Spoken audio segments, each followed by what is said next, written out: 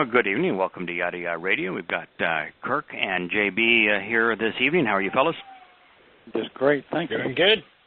Yeah, so you were a little north of the impact of Harvey, but Texas just can't handle its rain. I mean, you've got communities where, communities of 100,000 people, and they're entirely underwater. Did anybody in Texas ever think that maybe it wouldn't be a good idea to build a town in a floodplain? Everybody ever heard of an aqueduct?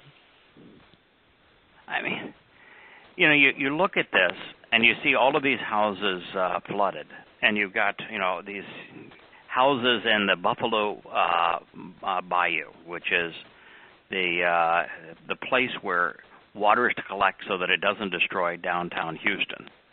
And there's 2 reservoirs that let water into it, plus the natural flow, but no outlet. I mean, you look at this, you feel sorry for the people that have lost their houses, but you wonder, who in the world is doing planning here?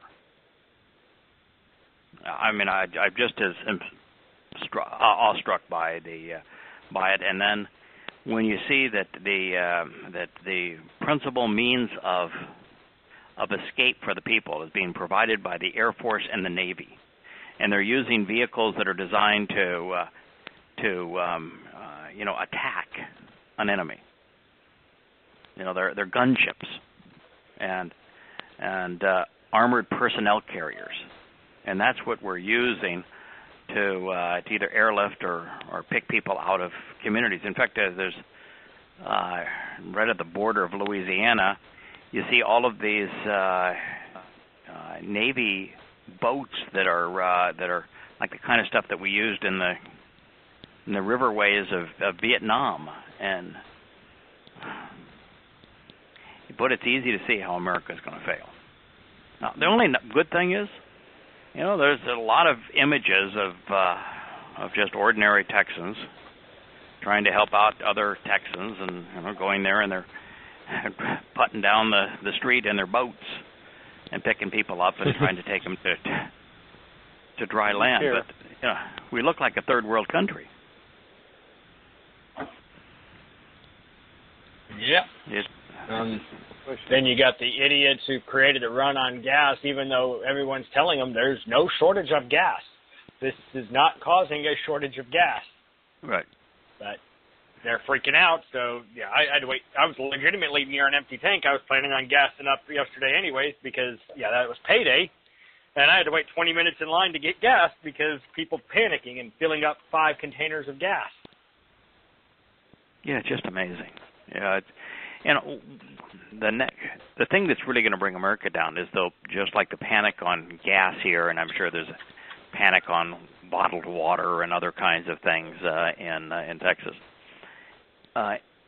There's going to be a panic on the currency, and you're not going to be able to take your money out of banks. They're going to preclude you from doing that, and there's just going to be this panic over the value of the currency and being able to get your own money, which the government's going to preclude.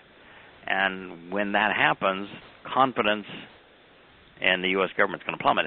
And people are going to try to get cash, but cash only represents a tiny fraction of 1% of the overall electronic currency of America.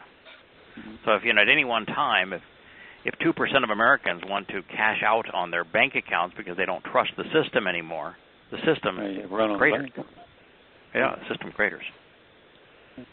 And so that kind of panic is going to play a significant role. And, of course, what the elitists are going to do is to say, all right, we can't give you your money, and we're going to restrict cash anyway, and there's people abusing it, so you're all better off. We'll keep you safer if you can't use cash, because then we can track the bad guys and all those manipulators.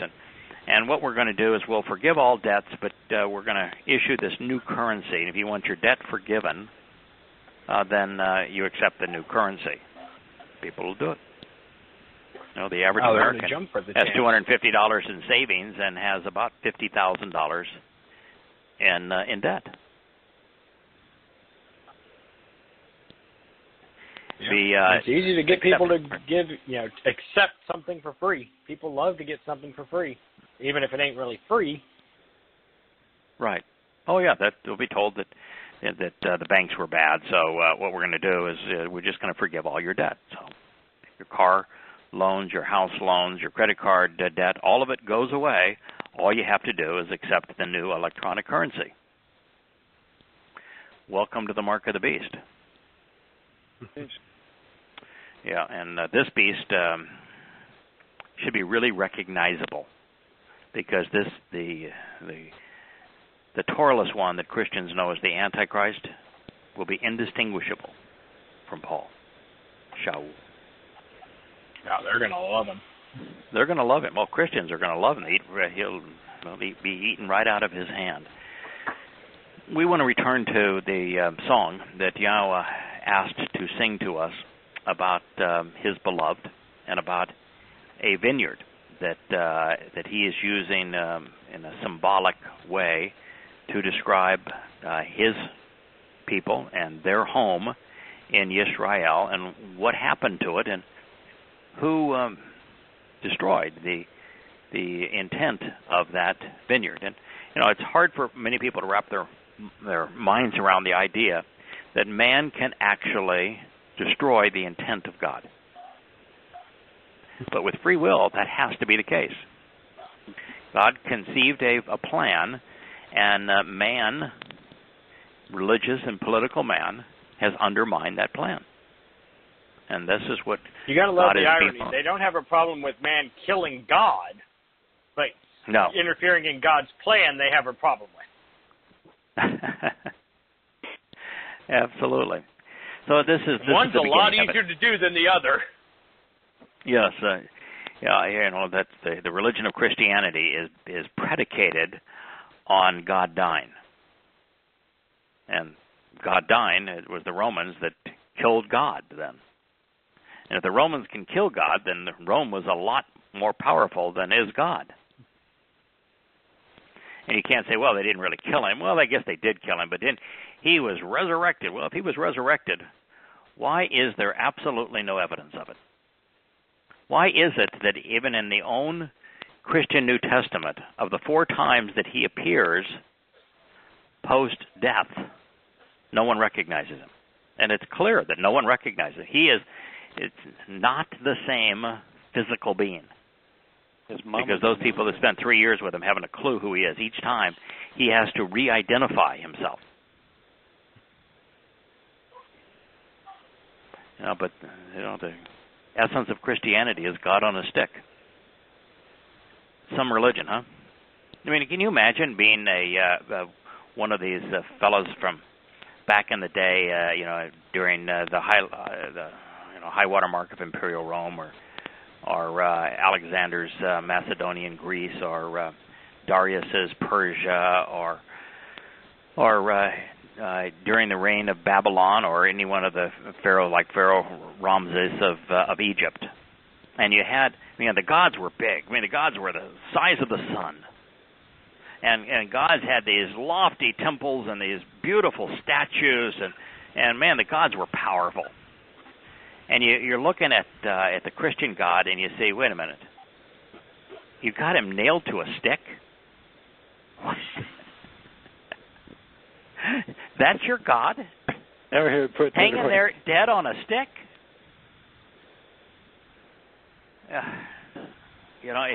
If people were just to take a moment and think about that, and they show that Christianity would require a reason. Yeah, God is shown as either as the dead God hanging on a stick, or as a baby God dependent on its mother. It's just outside of the realm of reason. Well, here's the first. Well, that's the easiest way to control God, and that's what you have to do if you're going to create a religion. You have to be able to control the people's understanding of God.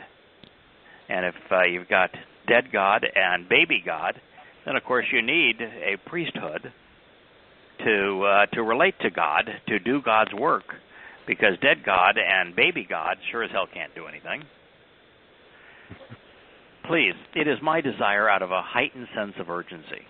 And so I plead with you, desiring your attention because I want to sing as an expression of my heartfelt desire, using my voice as an instrument to convey the words and musical tones of this song on behalf of my beloved. A song to the one I dearly love, to Dode, concerning his vineyard.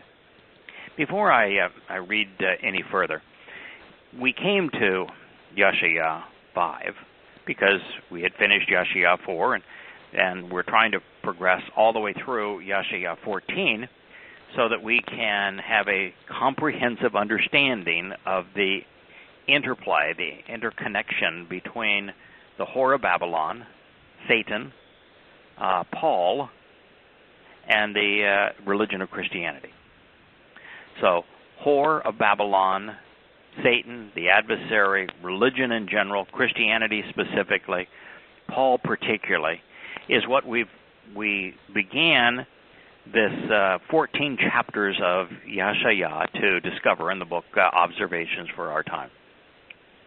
And one of the things that we have come to recognize as we have studied what Yahowah had to say is that there's one person above all people that God loves more than anyone else. Dode. Yeah. And here he's singing a song to Dode. And when we get to the 26th verse of the 5th chapter, Yahowah says, based upon how bad things have gotten, people have forgotten my Torah. He's in the earlier stanza, he's condemned Paul by name, Shaul, and he says, finally, because my hand is still outstretched for my people. He says, therefore, I'm going to lift up this standard that's going to be created in this faraway land on behalf of people from all over the world, Gentiles,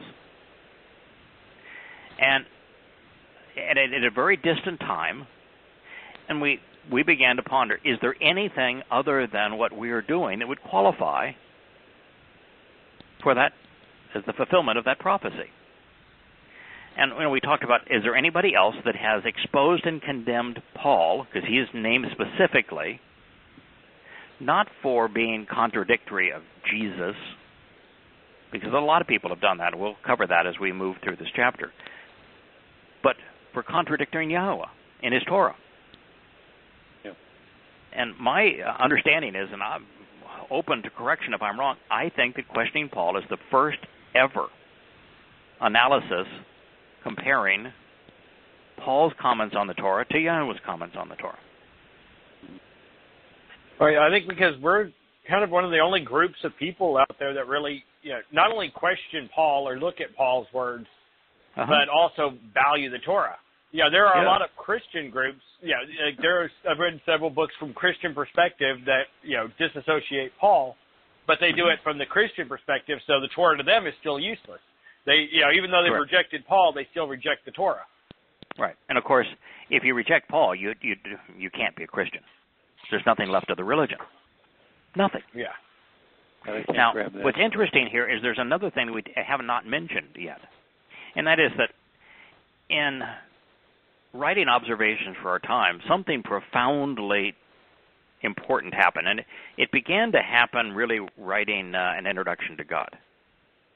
And it happened in Introduction to God because of the 119th Psalm, Mizmor, which is an explanation of how to observe the Torah in alphabetical order of the 22 letters in the Hebrew alphabet in the order that they're presented, with 8 stanzas per letter, telling us specifically how Dode, and therefore how we, should observe the Torah. That began our love affair with Dode, with David. And then in Observations for Our Time, one of the things that we constantly reminded of is this interconnection between Dode and Yahowah in the sense they're both beloved sons. Both are the branch. That the father-son relationship is firmly stated and positioned with Dode just as it is with Yahowah. And then we came to recognize that Yahweh loves this man so much that when he returns and establishes the 1,000-year kingdom here on earth, it's Dod's kingdom. And so we have come as a family to respect, admire, love Dod. And I don't think there's any other group that has isolated this one man and said, this is the guy, this is the exemplar. He's the one that we need to follow. He's the one that we need to learn from. He's the one that God said he's vindicated, even though he had violated every aspect of the Torah. It was his attitude and his understanding, the fact that he was right with God. And so when you realize this song begins with, this is a song to my beloved, to Dod, and it ends with the banner being lifted up, who else presents Dod this way? I mean, you'll have occasionally a Christian author that will talk about, Dod's courage, to take down Goliath. But there is never a Christian author, I don't think any author, that says the thing that makes Dod spectacular is his understanding of how to properly observe the Torah. You can't say that as a Christian. No. And there's no Jews saying it either. They have the Star of David, but David didn't have a star. And they never write of Dod as the person that explains how to observe the Torah, because in Judaism the Torah isn't observed; it's a Talmud, and it's not Dod that explains how to do it; it's rabbis. Mm-hmm. So we are, it's not only that we're the only ones that have exposed and condemned Paul by comparing what he wrote to what God said in his Torah. We're also the only ones that devote enormous amount of energy and effort in sharing insights from Dod. So there's a lot of commonality here. So anyway, this is an ode to Dod and his vineyard. So from Yahweh's point of view, it's Dod's vineyard. The grapes were planted, cultivated, and tended, all existing for him. God, we've talked about this before. Had Adam been content in his relationship with God, that was enough for God. One man would have been enough. Yeah. Mm-hmm. But Adam wasn't content in his relationship with God, and that's why Towrah came into being. And then with Towrah and Adam, they were not so much interested in spending all their time with Yah, and so they chose separation, chose to disregard what he had to say. But Dod alone would have been enough. Abraham alone would have been enough. Ishak, Jacob. God's not looking for this great multitude of people. And Dod, this vineyard, Dod alone would have been sufficient. God loved Dod, loves Dod. The grapes were planted, cultivated, and tended, all existing for him, my beloved, to approach and draw near by way of a sun, radiating light from a supernatural source on the Mount of Olives. Keren is the key word there. Keren is that verb and adjective, works both ways, that describes Yahweh's plan when he told Abraham on Mount Moriah with Yishak, don't take the life of your son. I will provide the lamb. And the lamb was described as Keren. Here again, we've got Keren describing the sun, which is, the word's primary meaning is to radiate light. And it speaks of a summit, the mount, and the next word is olives. It's precisely where Yahweh said he's going to return. The Mount of Olives, overlooking Mount Moriah. Now, I think that the reason he's not returning to Moriah is he really needs to destroy most of what's there. Mm-hmm. That's the reason. There's going to be this earthquake that's going to go right through that region, and the water's going to well up, and it's just going to wipe out the Dome of the Hoofy print, the Dome of the Rock, and the al-Aqsa Mosque. Al-Aqsa Mosque. Yeah, and the Church of the Holy Sepulchre. Again, we're going to worship death. All of it's gone. All the religious institutions trying to claim their authority from him. Correct. All of it's gone. So that's why he's coming back to Mount of Olives. One of the reasons he's coming back to Mount of Olives is that what was the ancient world's purest form of light? And how is he coming back? Is he coming back as a physical, material being, or is he coming back as light? Ratcheted up light. Right. So here he is, the sun, radiating light where? On the mount that speaks of the source of light. He loosened the dirt. This talks about Dode. And why this next line is important is the reason that Noah's story is known to us is he listened to Yahweh and he engaged doing what God said. You want to participate in the covenant? Listen to what God said about it and act upon his instructions. What did Dode do? This vineyard existed for him. He loosened the dirt. He tilled the soil. He removed the weeds. He cleared it of stones and planted it with the best vines. Now, why do you do those things? If you don't till the soil, nothing is receptive.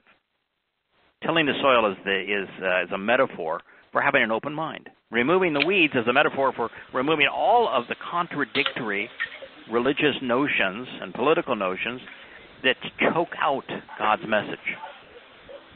Cleared it of stone. Nothing grows in stone. Nothing can take root in stone. And he planted it with the best vine. That's what all of us have done. That's why all of us have come to where we are, and all the people we've shared this with, even though it's the same facts, the same material, same Word of God, haven't. They haven't cleared those stones. They haven't killed the soil.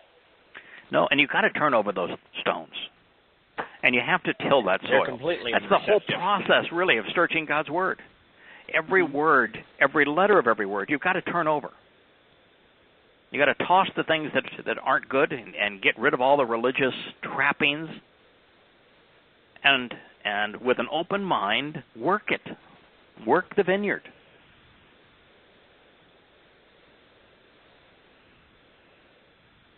So he loosened the soil, loosened the dirt, tilled the soil, and removed the weeds, cleared it of stones, and planted it with the best vines. Before he planted it, he did those other things. He built on behalf of the family and son, this is Bana, a watchtower for the observant, a chest for storing important things safely, and a podium on an elevated stage for conveying the message regarding empowering and magnifying growth in the middle of it. Now, I've listed 3 things. The word Yahweh chose can mean any one of those 3 things. I don't think there's a chance in the world that he didn't mean all 3 of those things. The elevated stage is essential. That's the Temple Mount. The elevated stage is important because you want to convey this message from the highest possible point. It wasn't the sermon in the valley. For Yahweh meeting with Abraham, it wasn't in the ravine. If you're proud of what you're doing, stand tall. Go to a place where you can be heard, where you can be seen, on an elevated stage. What is it that? What's the chest that's important for storing things that would be in the midst of this vineyard, since it is the Temple Mount? What's the Ark of the Covenant? The Ark of the Covenant. And what's in the Ark of the Covenant? The Torah? No, it's beside it. Oh, And the two tablets of stone are in it, tablets. where Yahweh has those 3 statements that said, here's what you need to know about your relationship with me, and then here's 7 instructions about the productive way to live your life. And then beside it, always beside it is the Torah, but there's more to it than that. The design of the Ark of the Covenant conveys three things that are essential for us to know. And this doesn't get shared nearly enough. The first is, it is a seat. Therefore, when Yahweh says you can sit beside me, His throne. he tells us we have a special place, our own throne besides him, a seat of honor. Well, guess what the seat of honor is? The mercy seat of the Ark of the Covenant, right? Right. What's the back of the mercy seat of the Ark of the Covenant? That's the wings. Wings. What do we gain? We become akin to the Malach, spiritual beings. Wings. The wings are indicative of being able to go anywhere at any time at great speed, no longer being limited by the gravity of being a physical object. And it's not just a throne. It's not just a place that signifies of giving us our wing. It is the Ark of the Covenant, and it serves as the mercy seat because it ties the covenant with Pesach, because the blood of the Passover lamb was sprinkled on that seat. Mm-hmm. Yosha's blood was sprinkled on that seat.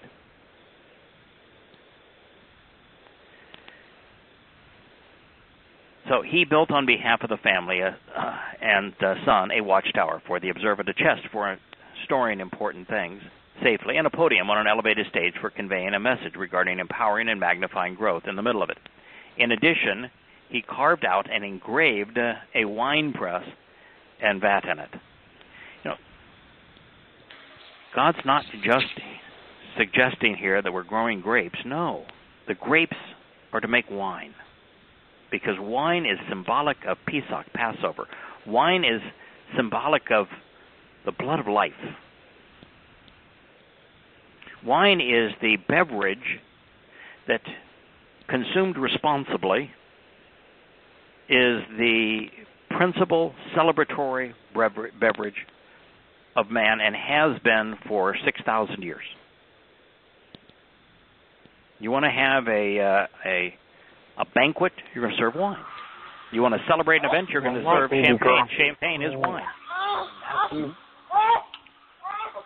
So it's a wine press and a vat in. But there's other reason for the wine press and wine, and not just grapes, which is that the three metaphors that God uses of organic material to explain His plan, all three of them have the common denominator that they have to be pressed or crushed before they're useful.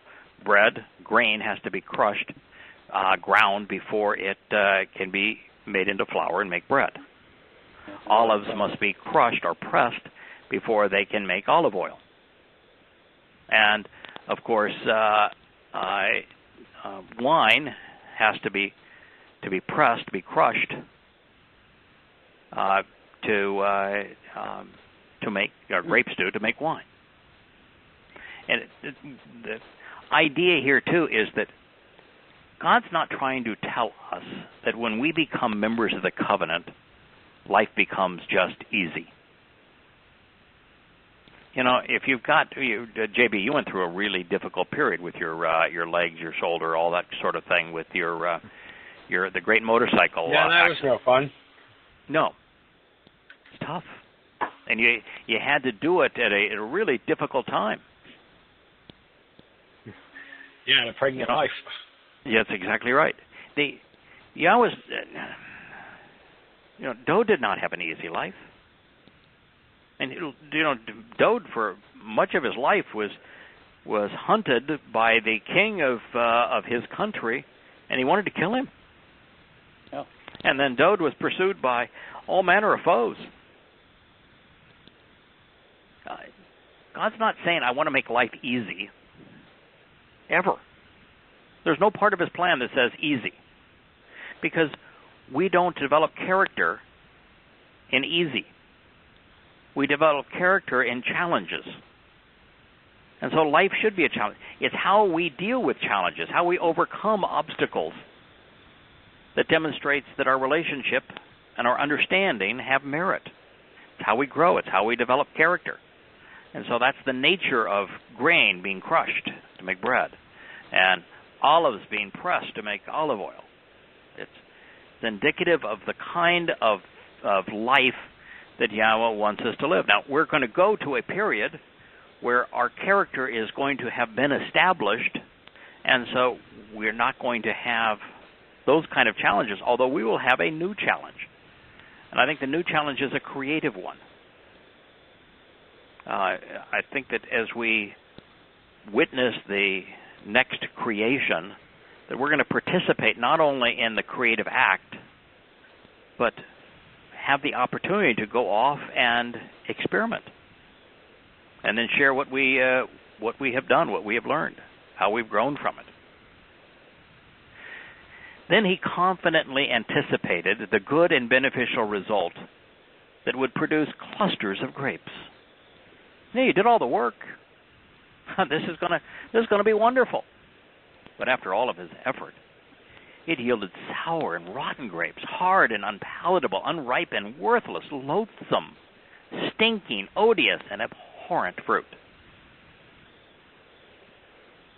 Now, what caused that? Well, God's going to tell us. Yahweh came up with a plan, and he said, if you follow my instructions, this is going to be great. But if you don't follow my instructions, in fact, if you try to change them, it's not going to be so good. It's going to be rotten, abhorrent. So now at this point in the story, inhabitants who have settled in Jerusalem and people of Yehudah, please, I implore you to judge, electing to distinguish by making the appropriate connections between me and my vineyard. Responding thoughtfully and appropriately, after closely examining the evidence, making the proper connections, and careful consideration. We spent considerable time saying, why did he say distinguish between me and my vineyard as opposed to me and man? Well, the consequence of destroying the vineyard was the comparison between Yahweh and man, and he's going to explain that. What he wants you to think about is why he chose vineyard as the metaphor, why he chose an ark with Noah as a metaphor, for example. Why is it a mercy seat?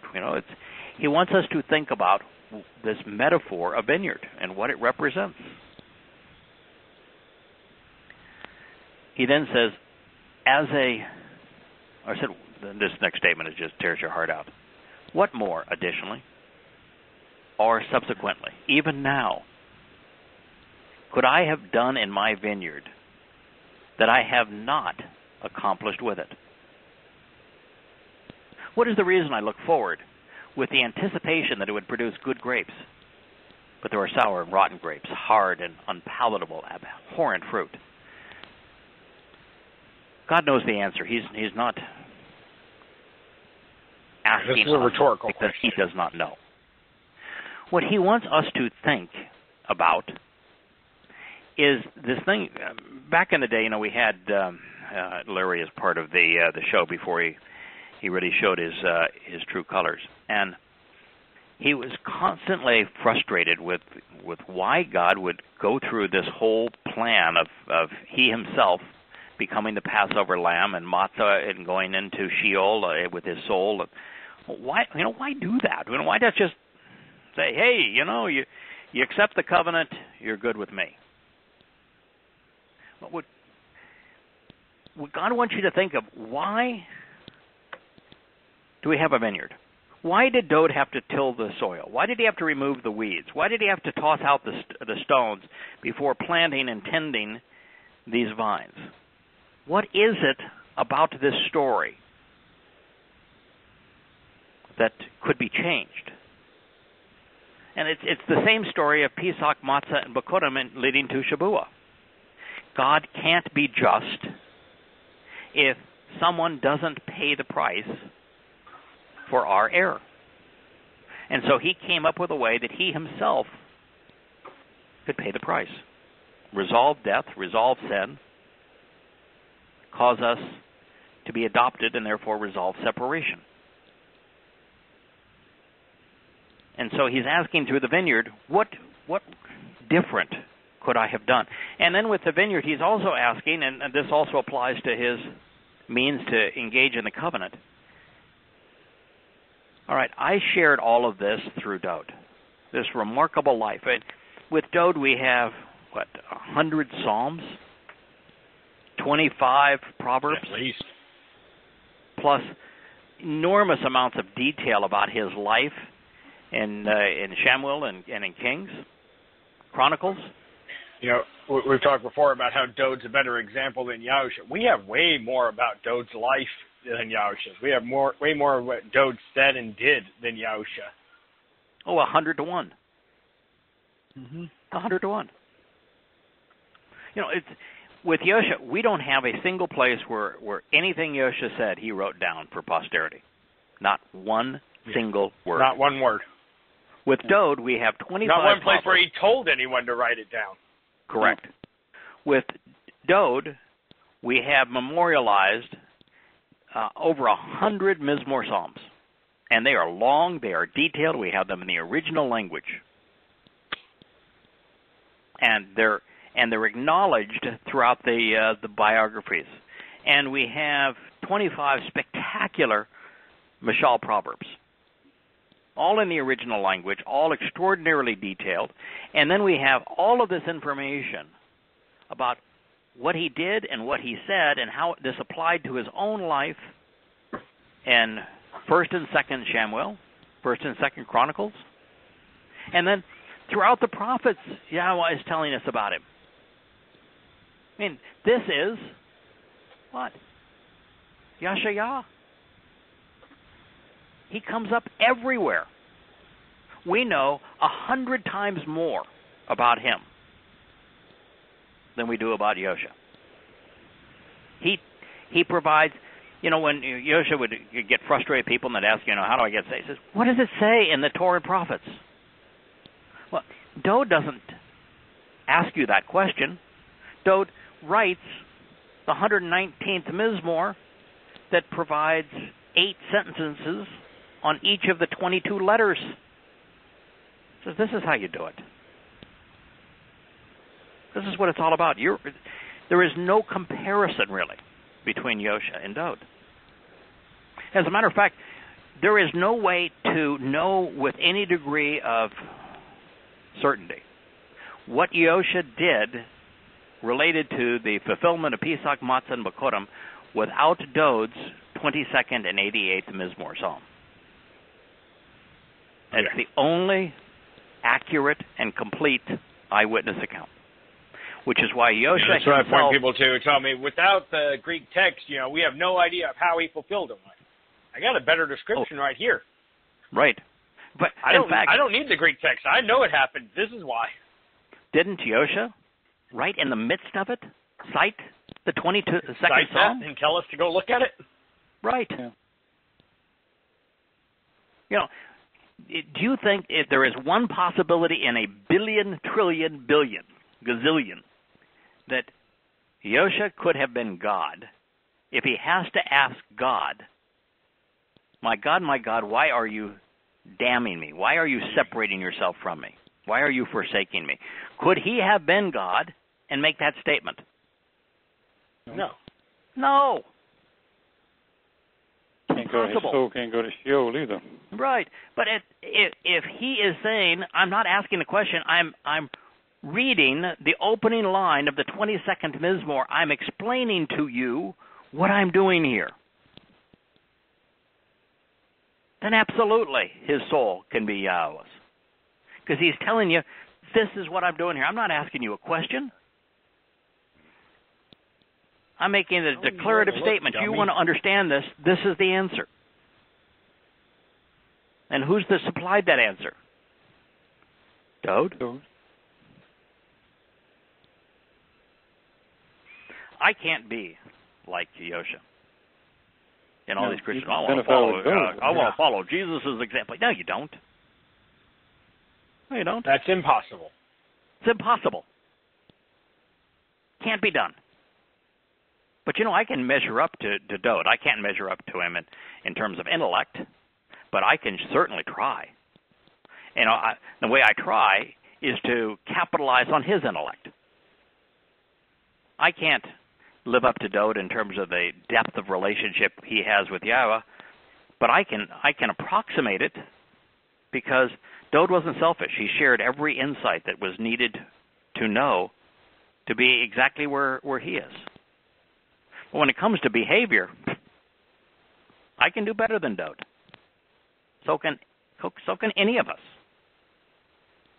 We can follow Dode's example. But if you're going to follow Dode's example, what is the single most important part of Dode's legacy?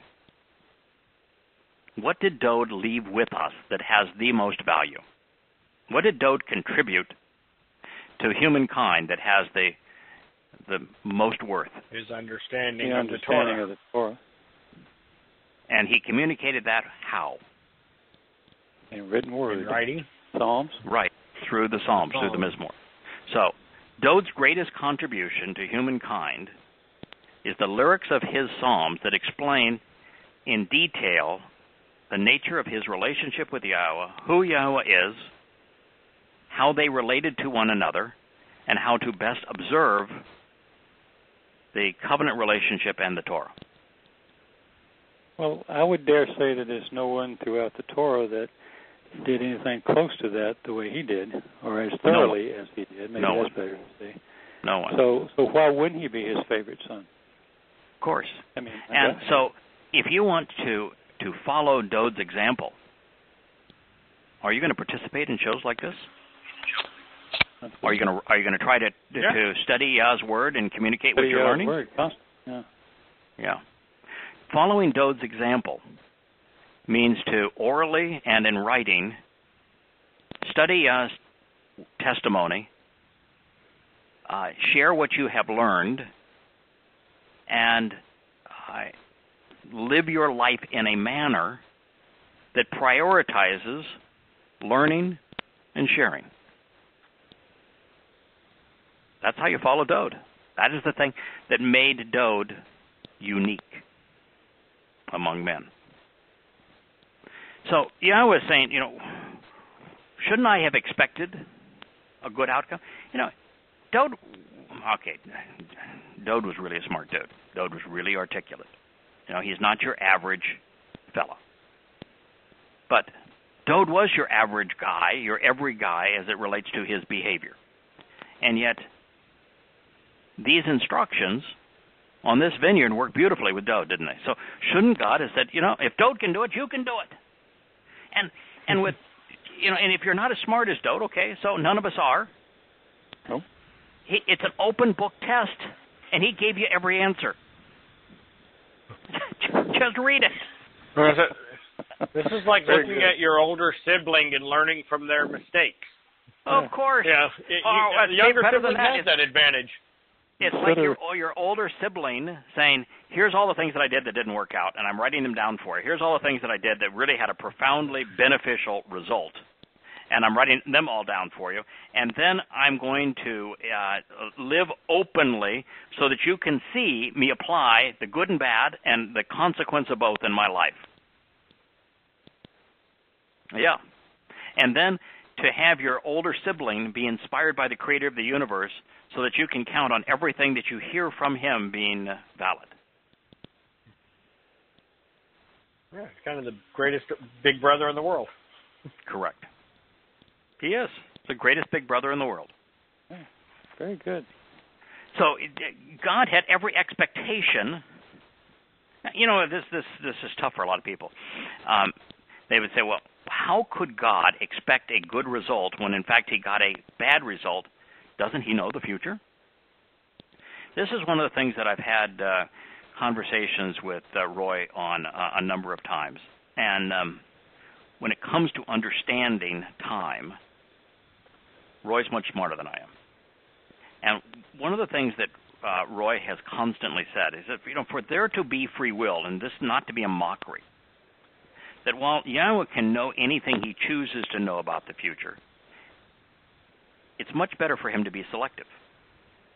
It's better for for there always to be the randomness, the chaos, if you will, the opportunity for things to go awry, and for him not to witness everything.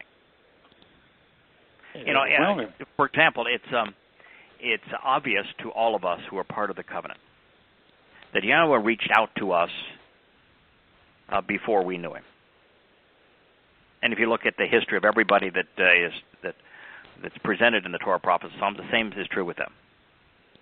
So somehow, some way, through his malach or through his just what he chooses to witness in life, he saw something in us that he liked, and that he thought that given exposure to him, potential, we'd follow the evidence. We would capitalize on it. We would engage of our own free will in that relationship.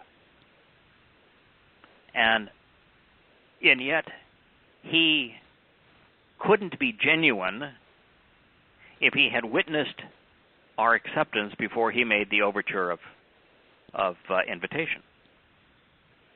And I think you see that in his relationship with Abraham, played out throughout that. So is it true that God can see any part of the future that he wishes to see? Absolutely. But can you imagine how incredibly boring and painful his existence would be if he in fact did see everything that was going to happen all the way to the very end? Well, you know, we know he doesn't, because you look at the flood. You know, it talks about him feeling regret.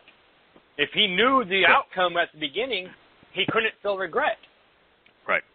You know, if Yahweh knew how we were going to grow in our relationship with him, and he went right to the end of it, then all these little things that we've come to understand along the way would have no interest. They would have no value. They wouldn't contribute anything. And yet, every step along the way, with every stone we've overturned, with every new insight that we have found, with every word we have more fully and accurately translated, there's been a moment where you could sense Yahweh enjoying that part of the relationship. And the only way for him to grow with us in that regard is for him not to jump to the end in every relationship, but in fact to let it play out. Yeah. And that's what he's saying. Think about it as a parent. You know your kid's going to learn to talk one day. You don't know what their first word's going to be. You don't know what their first sentence is going to be. Right. You know the outline. You kind of know where it's going to go, but all of those first, you don't know the details, and that's where the joy comes.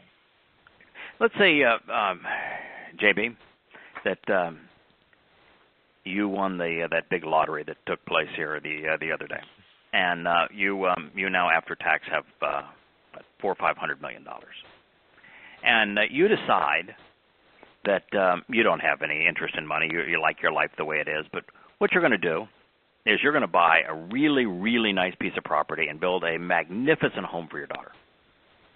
And you're going to hire and pay and fund for a lifetime all the people to tend to that house and to the property. And you're going to provide her with every toy that she could possibly want. But more than that, you're also going to give her all of the insights and all of the tools to study the Torah, prophets, and Psalms. And you're going to give her the means in her life to be part of the covenant.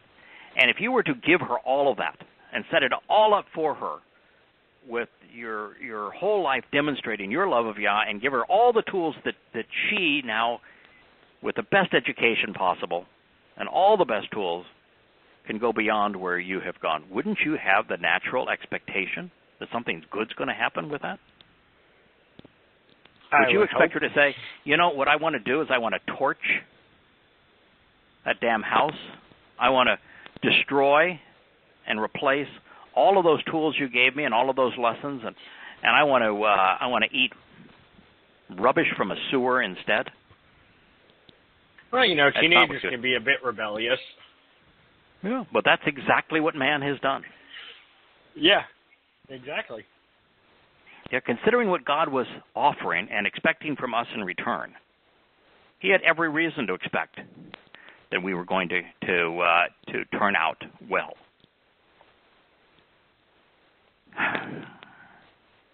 So now, henceforth, as a result, please, I am beseeching you, allow me to explain and make known to you what, as a result of the relationship and by way of association, I will do regarding my vineyard.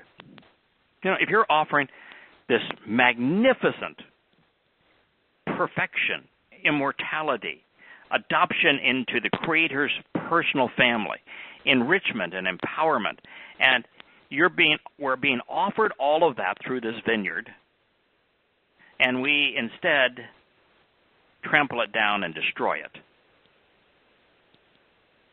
God's saying, you know, let me explain what the consequence of that is going to be.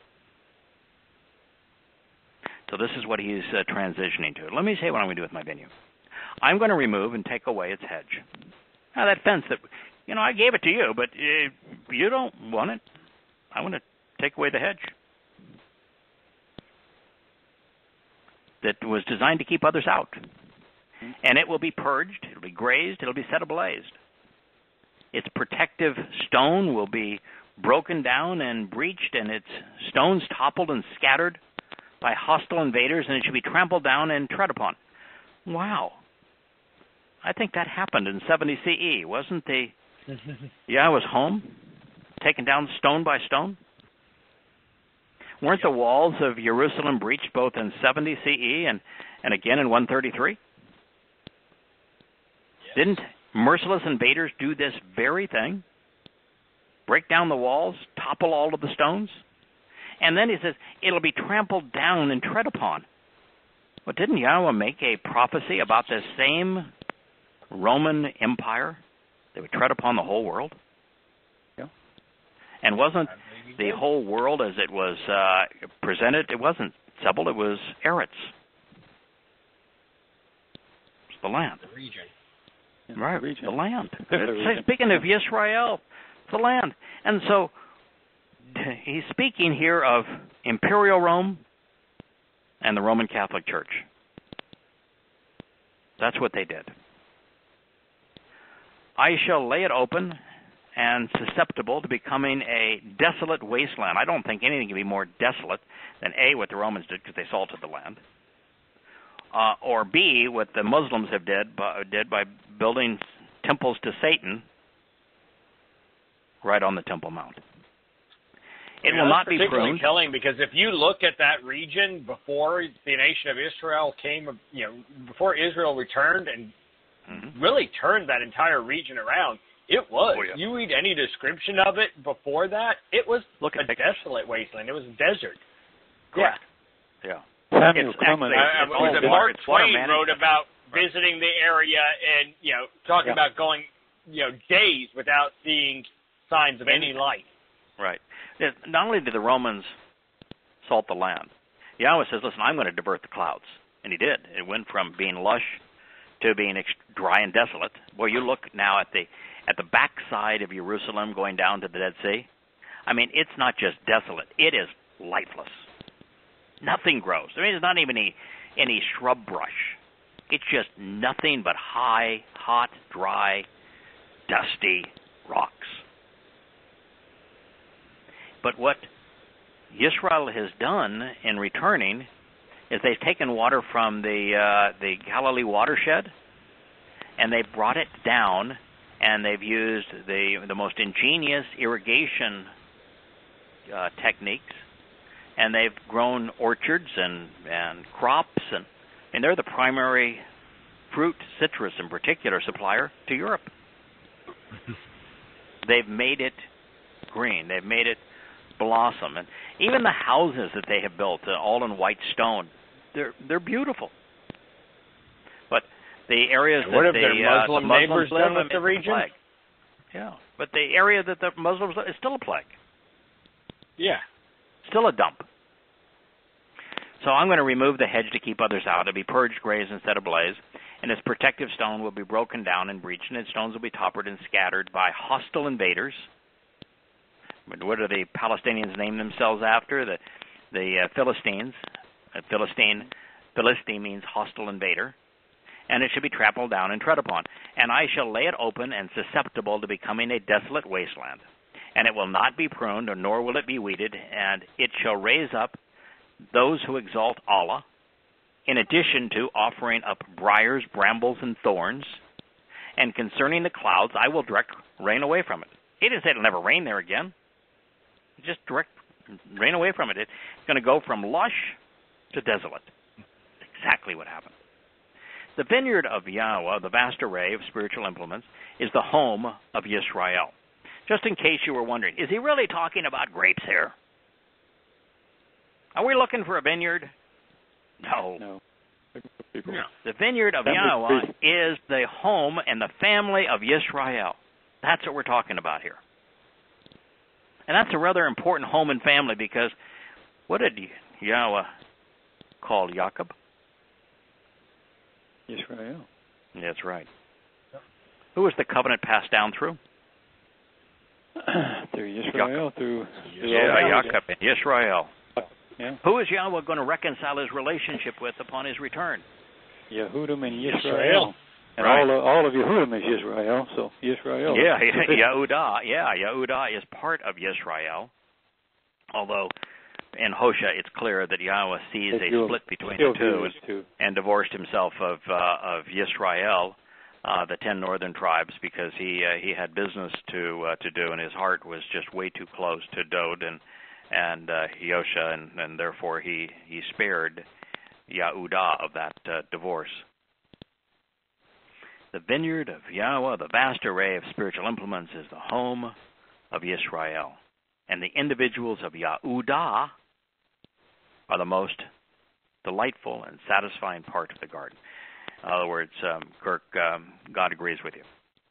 Yehudah is part of Yisrael. However, Yehudah is extraordinarily more important, more satisfying, more endearing to God. The family of it's a small subsect of Yisrael. Yeah, actually, I don't think it's a group within a group. Yeah, I don't think Yehudah is a small subset. First of all, I think that the vast preponderance of Israelites today are still Yehudah. At least I should change that. I should say the preponderance of Israelis today that live in Israel and can consider themselves to be Jews are of the tribe of Yehudah. As Kirk found, there are a lot of Israelites living around the world, particularly in Europe, but there's a lot in America that don't know they're descendants of one of the 10 northern tribes. Sadly, don't even. Well, there's a reason that they're called Jews today. That's from Yehudah. That's correct. Yeah, that is the majority that survived. Correct. But he'll take a remnant out of them too. But Yehudah is still. They got the promise. They got the Torah. They got the leadership, the guidance, direction. And you ever heard of the lion's share? Priests, all the rabbis, all the others. They gave nothing. They've done almost nothing compared to what Dod did, and a few of the prophets. Correct. I mean, we learned everything. So he expected and looked forward to the exercise of good judgment, to rational thought and reasonable decisions. But behold, now there are violent acts, egregious injustices, and wanton outpouring of blood at the hands of governments and aristocrats, along with a complete disregard for the Torah, and a rational breach of the covenant by many people and nations. Rather than vindication, justice, and prosperity, now there is a crying out for help. What did man do to cause God to say, I'm going to stop protecting the family of Israel? He became religious. Yeah, they had a complete disregard for the Torah. Mm-hmm. And so man who disregards the Torah commits egregious injustices and a wanton outpouring of blood. God expected a reasonable response to his Torah guidance. What he got instead was political and religious man. Injustice, bloodshed. an irrational breach of the covenant. And you have to be irrational to breach the covenant. It's the best deal in the history of the universe. Yeah, it's possible to do that rationally. Right. And they're calling out for help. They don't even know who to call out to. Do you think that any one of the Israelites that were part of the Holocaust said, Yahweh, I need your help? No. Not a one. Yahweh, I've thought about what you conveyed through Dode, and I want to accept the conditions of the covenant. And even here, to whatever degree I can, I want to celebrate the invitations to meet with you. Do you think any of them? None. If there were any, it'd be very minuscule number, but I doubt that any. My guess is 0. I would think so. 0.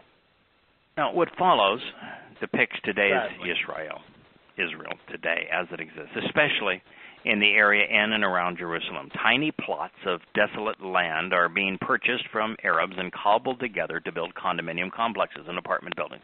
These housing units, which are being constructed by the thousands, all share walls, floors, and ceilings in common. Just go and Google real estate in Israel, and you'll see exactly what I mean. There are no single-family homes. It's all of these housing units that share walls and ceilings and floors in common. Yesterday, and a huge percentage of them are being built on land, tiny plots of land that have been purchased from the Arabs. Yesterday, while when I was writing this, searching for the proper spelling of the name of the Catholic monstrosity in Jerusalem that serves as a shrine to death based upon something Yahweh said, that would be the Church of the Holy Sepulchre. I'm not good at spelling sepulchre. I was struck by the pictures. You know, if you're gonna give the devil his due, you should at least spell his name right? I was struck by the pictures which accompanied the article. There are almost no single-family homes being constructed in and around Jerusalem. Everything is being built just as God is going to describe it. Then this morning, a friend, that would be Kirk, your wife, following the recent Islamic terrorist attacks in Barcelona, Spain, sent this article about how Jews have got to leave Europe, and if they don't leave Europe now... That was a scary article. A scary article, yep. And so the nation's leading rabbi announced that it was time for every Jew to leave. Not only Spain, but the whole of Europe. Last year's migration of nearly 2 million Muslims from Syria, Afghanistan, Iraq, and Libya sealed their fate and has made it unsafe. Of course, Angela Merkel is chastising other European nations for not taking enough of them. Yeah, it's not surprising that she is the leader of the nation that coordinated the Holocaust. I've got 100 million people carrying a deadly plague that we have no cure for. Please take them into your country. There you go. Yeah, that's exactly right. I'm good, thank you. When they're living in a situation where they control themselves, where their religion and their political doctrine that's derived from that religion is the only political and religious influence. They're killing each other, gassing each other, raping each other, bludgeoning each other to the point that they can't even survive, and they want out of those areas. But they're going to take that plague with them. And what we should do... Well, and they're doing even worse to those that aren't part of their group. Correct. Yeah, that's what they do to each other. Be tolerant and loving. What we they should do bring to those them in. who aren't part of it are worse. Yeah, that's like a father saying, you know, what we need to do, family, is these rats are killing each other because they've got their plague, and that plague's contagious.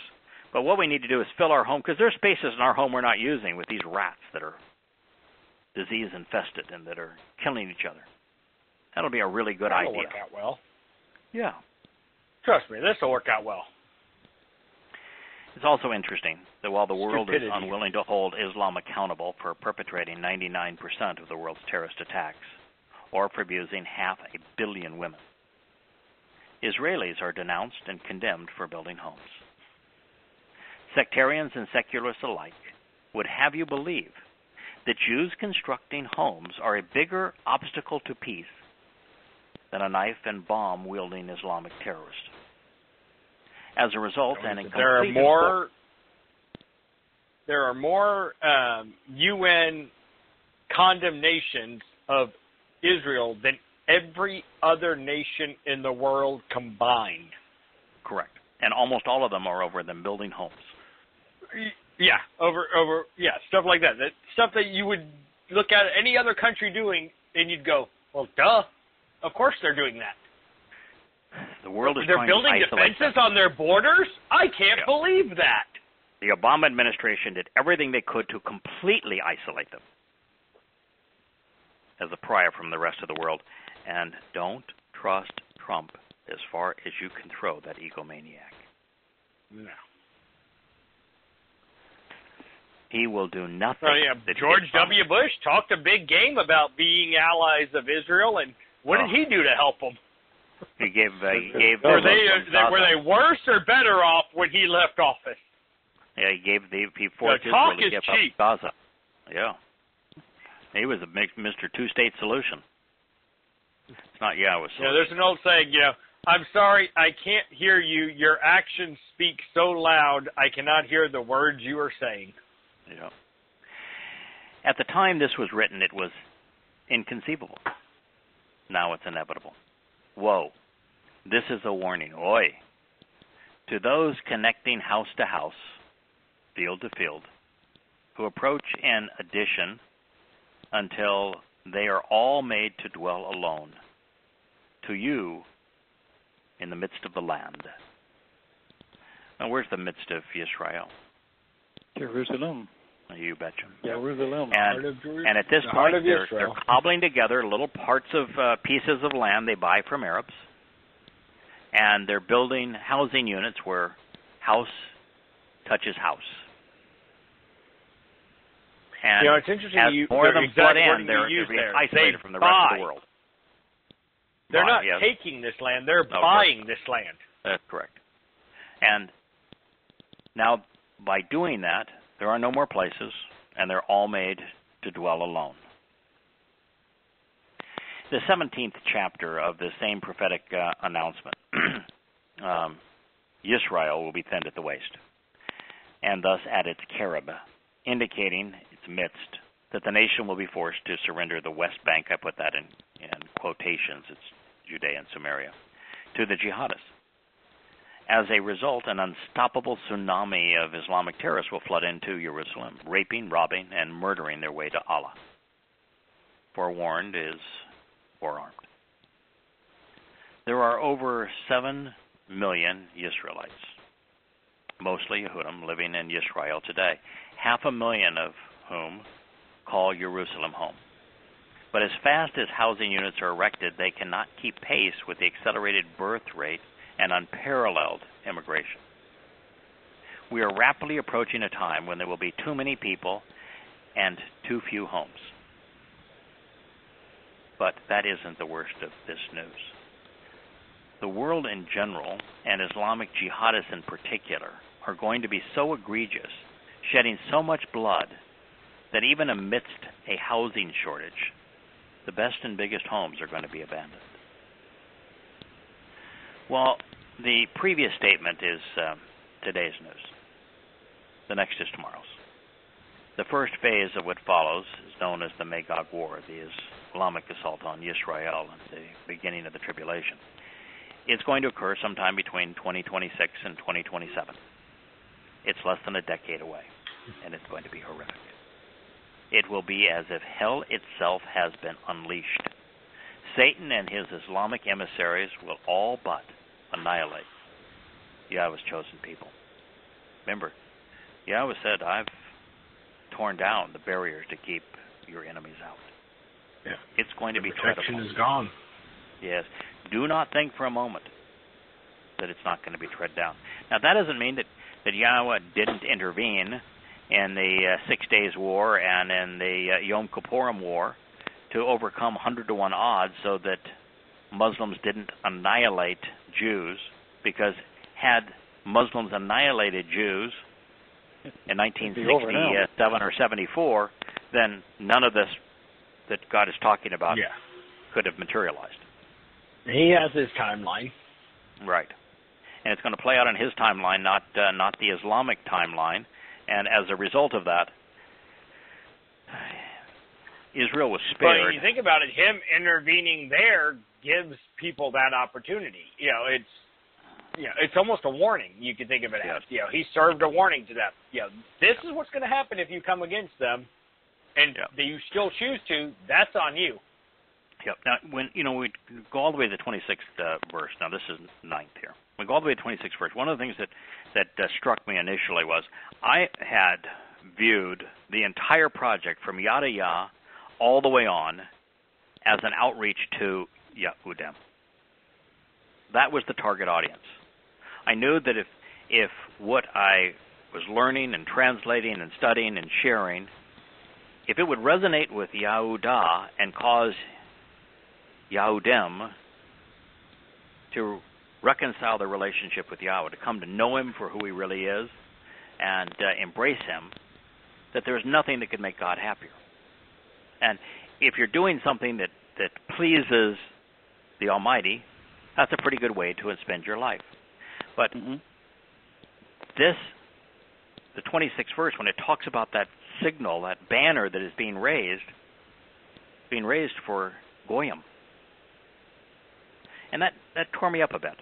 Now, Goyim is people from many different places and many different races. And first thing I want to say, no, it's for Yehudim. But you read this and say, no, it can't be for Yehudim because they don't respond. There is no way that they can be pummeled, the women raped, the children enslaved, the men killed. This onslaught of the Magog war, it isn't possible that God's going to allow His children to be abused that way. They have to still remain estranged. Yeah. Otherwise, it would be like the Hezekiah story. They would not have a chance. So, there are Yehudim, Lisa, Dr. Jeff, and many, many others. The first person that, one of the very first people to engage, we refer to him as Yoel. That's not his actual name, but Yoel, Jewish. And so it is possible for a Jew to be considered part of Goyim when Goyim is used in the sense of reaching out to the nations, to people of different races and in different places. But it just means that the target audience of this banner isn't the chosen people because they're going to be abused. He hasn't put up the barriers to keep out the foes. And if they were tending to the vineyard, they'd be protected. So I am hearing, Yahweh of the vast array of spiritual implements declares, that doubtless there will be no houses for many, because an object of appalling scorn and derision, there shall be horrible terrorism and devastating desolation.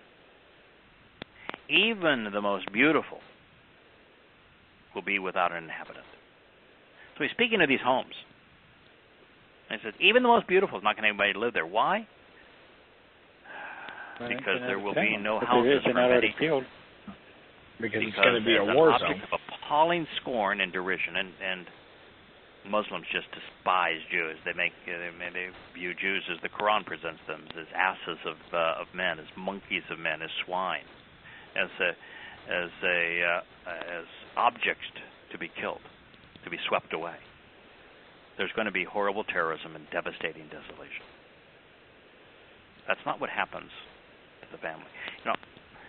I'm a member of the covenant family, not because of what I've done, but because of what Yahweh has done. I simply accepted His conditions. But as someone who is engaged doing what He wants done, exposing and condemning the likes of Muhammad and Paul and singing the praises of His Torah, the 91st Psalm protects anyone who does that. I'm protected. Any of us who do what I'm doing, what we're doing, in sharing Yahweh's message, condemning His foes, just as Dode did, He protects. which means that Yisrael doesn't get it at this time. Yahudah doesn't get it at this time because they are not protected. The very protection that we have for ourselves and our family, they do not have, which means they are not covenant, they are not engaged doing what he wants done. Now, that's going to ultimately be resolved, but not early on. I've often talked with people about the difference between, everything in Yahweh's word. There's a spiritual and there's a physical element to it. And this is because, the difference between physical Yisrael and spiritual Yisrael. Physical Yisrael is the actual physical descendants from Abraham. And, Yahweh has, withheld his protection from them, and they are going to suffer the consequences of their own actions. Correct. And it's going to happen exactly the way that it's just talking about. We fall into that category of spiritual Yisrael. We are not, me, you, Kirk, we're not, descendants physically of Abraham. But we have chosen to accept Yahweh's covenant, and therefore we are still protected by his promise. Correct. The hedge is still up. Yep. Now, just because housing units share common walls, ceilings, and floors does not make them necessarily small nor cheap. A quick search of real estate for sale in Jerusalem reveals that some of these townhouses are large and beautiful with price tags to match, exceeding $10 million. And while they will be uninhabited because good Muslims, those following Muhammad's pathetic example, are murderous, there will be robbers and rapists, and they're going to flood into Jerusalem by the tens of millions, and because of the robbers and rapists, it will be impossible to live in any of these homes. There will not be enough bullets to stop them. The Jews who are not killed will wish they were dead. Yeah, that goes back, we were talking earlier about the 6-day war and how Yahweh has intervened to help keep them. The problem is going to be that they are not placing their trust and their reliance in the right place. Correct. They're Yahweh's going to intervene again. They think their military is what protected them. They don't realize, it wasn't their military that protected them. Yes. But that's where their trust is. They give credit to the that will idea. Fail. Yeah, in this case, they're coming in as a tsunami. Tidal wave is the term that Yahweh uses. And there are not going to be enough bullets in all of the IDF to stop them. And they are going to rape and pillage and rob and murder their way into Jerusalem. Now, Yahweh is going to intervene. He is going to keep a remnant alive. He is going to keep the Muslims from ultimately being successful in wiping out every Jew and destroying the land. And he is going to obliterate Islam. And he's going to do that before the Battle of Armageddon, before his return. So he will intervene. But there's going to be a horrendous price before that occurs. Allah, as Satan, has no capacity to be creative, to conceive or spare life, to build anything worthwhile. All he does is gets people to worship him as if he were God, and he's good at killing, destroying, and deceiving. These Muslims are going to epitomize Shema, appalling scorn and derision, vicious terrorism, devastating desolation, stunning the world with their stupefying ruthlessness. They're going to do exactly what they did in the 100 years following Muhammad's death. While they engaged in terrorism during that time, mostly they were just mass murdering, robbing hordes of crazed barbarians. And that's what's going to happen again. Those who have wielded hammers to build homes will be decimated by those who prefer wielding swords. What follows speaks of Islam's influence over the house of Israel. But then, 10 acres of vineyard shall produce one daughter, a malleable and fragile offspring is what will come from here. That is not what you're going to read if you open your Bible, Babel, to Isaiah 5. Babel? Yeah. Now, let's talk about these things. It took me a while to find that, but yes, there. Yeah. All right. So. Before we conclude, and this is the first word I want to deal with is 10 is Asherah. That's straightforward. But Semed. How in the world? I mean, of all the Hebrew words that we try to quantify in English measures or in the metric system, how in the world did I leave acres as a definition for Semed? Because Semed means an area cultivated by a pair of oxen yoked together, and how much they can plow in a day, which is why the word Semed also means pair, couple, and yoke. So before you conclude, I've read it. Yeah. I know. This is really fascinating. Yeah, I was going, wow. That's really. Only you would sit there and dig this out. Honest to goodness. I was just so amazed by it. Okay, let me share it with you. Before we conclude that the amount of land 2 oxen can plow in a day is a nebulous and antiquated concept, making this prophecy somewhat arcane, you may be interested to know that in the United States today, the official measure of land is an acre, which contains 43,560 square feet. This rather odd number was derived because a pair of oxen yoked together plow a furrow 1/8 of a mile long, known as a furlong, before the team is turned around to plow in the other direction. Parcels were laid out so that the farmer, starting early in the morning, would be able to finish 2 sets of 10 rounds with a 10-inch plowshare, covering an area of 16.5 feet wide, known as a rod, twice before lunch. They would then water and feed and rest their oxen during the noon break. A second pair of rounds of 10 1/8 mile long furrows would be cut in the afternoon. 40 rounds of 80 furrows plowed over the course of a day by the 2 oxen covers 16.5 feet, 4 times 16.5 feet wide, or 66 feet across, by 1/8 mile in length, 660 feet.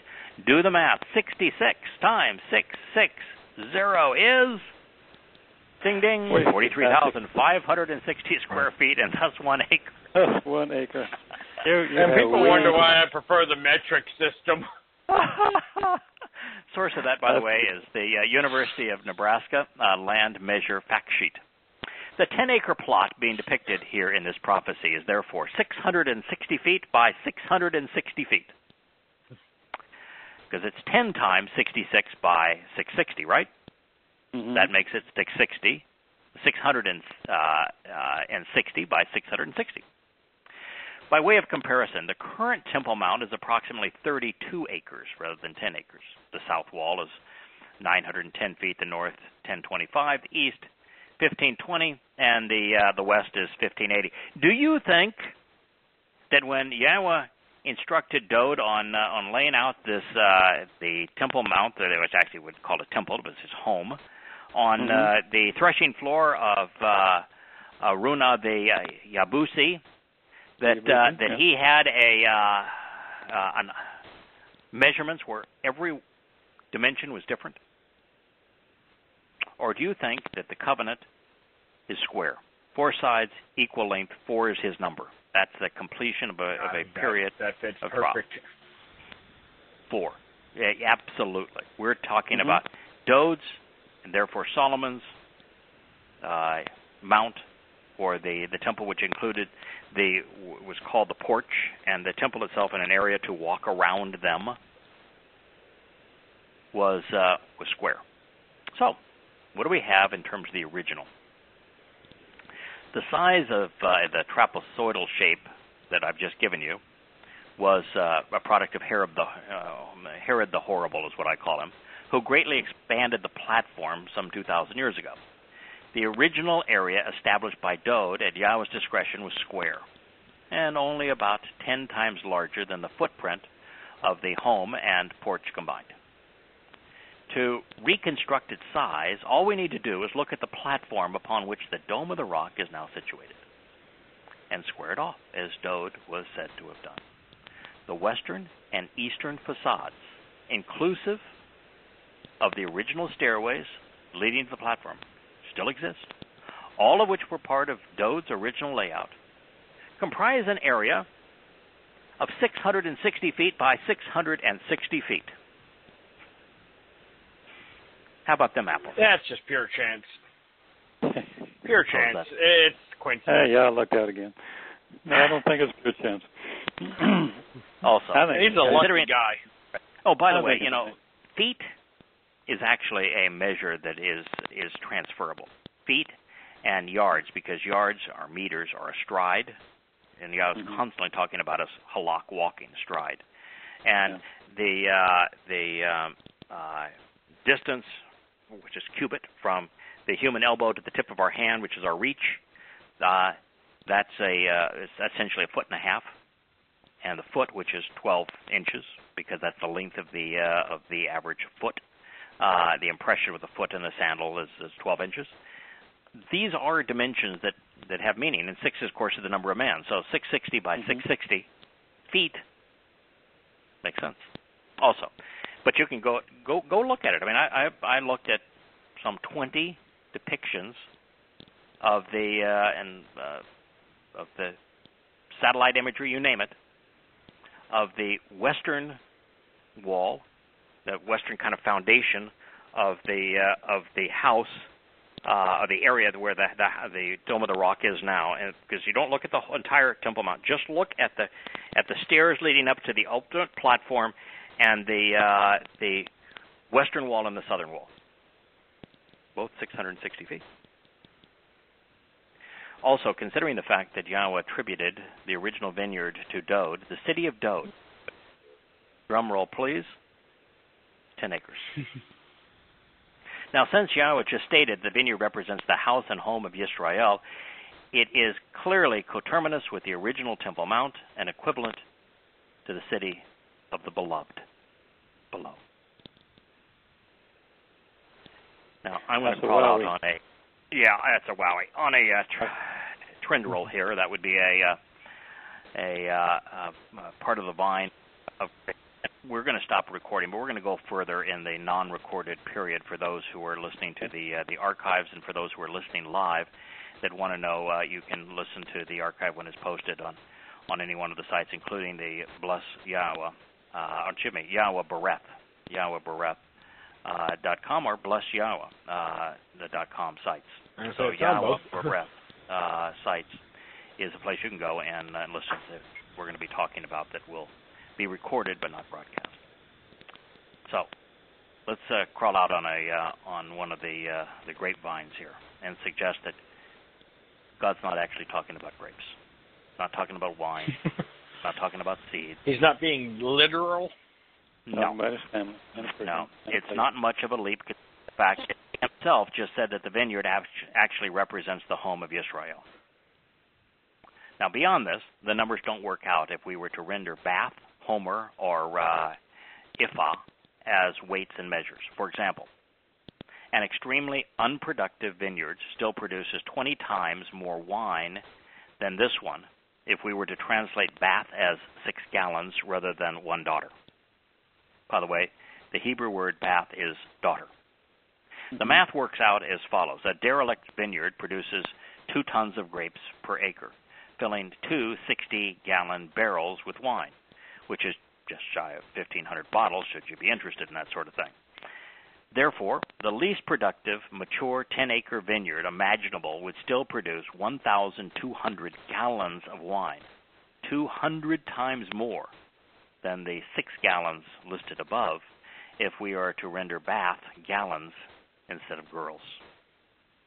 By comparison, an average 10-acre vineyard would produce 5,000 to 6,000 gallons of wine, and that's an interesting note because a winemaker must squish 700 grapes to get a bottle of wine. The size of a bottle of wine, whether it be in a skin or in a bottle, hasn't changed. 700 grapes. It takes a lot of grapes. I've done wine once or twice now, and it takes a lot of grapes. Yeah, go to any one of the sites for winemaking, and they'll tell you how many grapes does it take to make a bottle of wine? Answer 700. Grapes are a lot easier to just use extract them. Yeah, grapes are propagated via cuttings, not seeds. And while it is technically possible to germinate a grapevine using seeds, to be effective, the seeds need to be refrigerated at a steady 35 to 40 degrees Fahrenheit for 3 months. They must be kept in a greenhouse for 6 weeks to germinate, never allowing the nighttime temperatures to fall below 60 degrees Fahrenheit. These saplings have to be transferred into pots and kept at greenhouses until the plants are a foot tall before they're moved into fields. That is to say that the grape seeds are worthless, and seeds is the next term, so you got to deal with it. Does zera really mean seeds, or is it offspring? You know, 90% of the time that Yahweh uses zera, he's talking about offspring, descendants, and just like 90% of the time that Bath is used, he's talking about daughters. A winemaker today can purchase for about $100,000 a seed separator and dryer, along with another $17,000 for a double head seed press, and process about 180 tons of grape seeds from the pomace over 6 months' time, and yield 12,000 liters of grape seed oil. A ton of grapes, which is about 26% pomace, 572 pounds of moisture skins, stems, and seeds, yields about 70 pounds of dry grape seeds, producing 3 liters of oil. Returning to our anemic vineyard, 2 tons an acre over 10 acres would create 1,400 pounds of seeds. While this is within the range of an average donkey can haul in a cart, which is the measure, that's the Hebrew measure of weight there, which is between 1,900 and 2,100 pounds, with olive trees indigenous and plentiful, and their oil more desirable and economical, especially in Israel, there would have been no reason whatsoever to separate, dry, or transport grape seeds. Moreover, if we are to use weights and measures instead of fragile and impressionable daughters, grapes yielding 6 gallons of wine would produce only 70 pounds of seeds, rendering the donkey irrelevant. So we're not talking about seeds, and we're not talking about gallons. We're talking about daughters and offspring. Lastly, and by the way, you know, he's already equated this to the family of Yisrael. So, folks, he's talking about daughters. Lastly, as a dry unit of measure equal to 3 seahs or 10 omers, a ephah is an Egyptian designation, not Hebrew. It is only when presented as an adverb and interrogative comprised of and paul that paul is Hebrew. In Yah's language, it means what kind of things or which individuals would come from here. If Yahweh was indeed speaking of daughters at 1 every 10 acres, jihadists are going to have to either kill or scare away or enslave a lot of Jews. The city of Jerusalem today, with a population of 850,000, 500,000 of whom are Jews, is just over 48 square miles, and thus just under 31,000 acres. This represents 16 Yisraelites per acre, 8 of whom would be women, 4 of whom might be young enough to be called Bath daughters rather than simply women. If that is reduced to 1 for every 10 acres, there's going to be a mass exodus and massacre. That's a lot of people gone. If we were to consider, yes, a lot of them killed. Many of them all the way as sex slaves. How long did it take you to do the math and research on this part? Because I don't think anyone else has ever done this. What did it take? I don't think 3-4 hours tops. Yeah, probably. Yeah, half a day. Yeah, a little more than that. A little more because nobody else has ever taken that time to do that. No, but it was so obvious to me. He's just told you the vineyard represents the house of Israel. Yeah. And when you first come up to acre and you say, "Oh man, this is really profound now," and I'm really dealing with acres, and I can know that for certain, and I know the dimensions of 66 times 660, and I know that he just said 10. That's 660 by 660. And then I look and say, I know he's talking about the original Temple Mount. Mm-hmm. And I look at the images of the original Temple Mount, and the area from the bottom of the stairs to the back and left to right is 660 by 660. I'm saying, okay, there's a lot more going on here. And I read about seeds, and I said, oh, come on. I know zera means seeds, but zera is almost never used to mean seeds, ever. It's always speaking of offspring. Prodigy, of offspring. And then when I was looking at bath, and I said, wait a minute, why is somebody using a unit of measure here that's gallons of bath? And we don't even know that it really is that's the equivalent, but when 99.99% of the time the bath is used, it means daughter. Yeah, bought. Right, and it was singular, one daughter, bath. And so you start to do that, and you said, well, okay, we're going to have one daughter per 10 acres. What is the, this part of it, was the 3 to 4 hours you're talking about. Okay, so now that we know that, this part of it for the calculation for what does that mean in terms of reduction? And there's 3 ways they're going to be reduced. They're going to flee, they're going to be killed, or they're going to be hauled away as sex slaves. Those are the 3 ways. And so what does that mean in terms of what number exists now versus what number will be in the aftermath of this based upon this prophecy? Now, if we consider the greater Jerusalem metro area, which I think is probably fair, 1,125,000 people, 720,000 of whom are Jews, live on just over 160,000 acres. That's between 4 and 5 Israelis per acre. If half are women and half are young, and by the way, that I'm not just throwing that out. If you look at Israel today, it's 50-50 men and women. Yeah, that's just looking at demographics. Right. And Israel is not like the Muslim world. You wouldn't have half that are young in the Islamic world. You'd have 3/4. No, it'd be about 3/4, yeah. Right.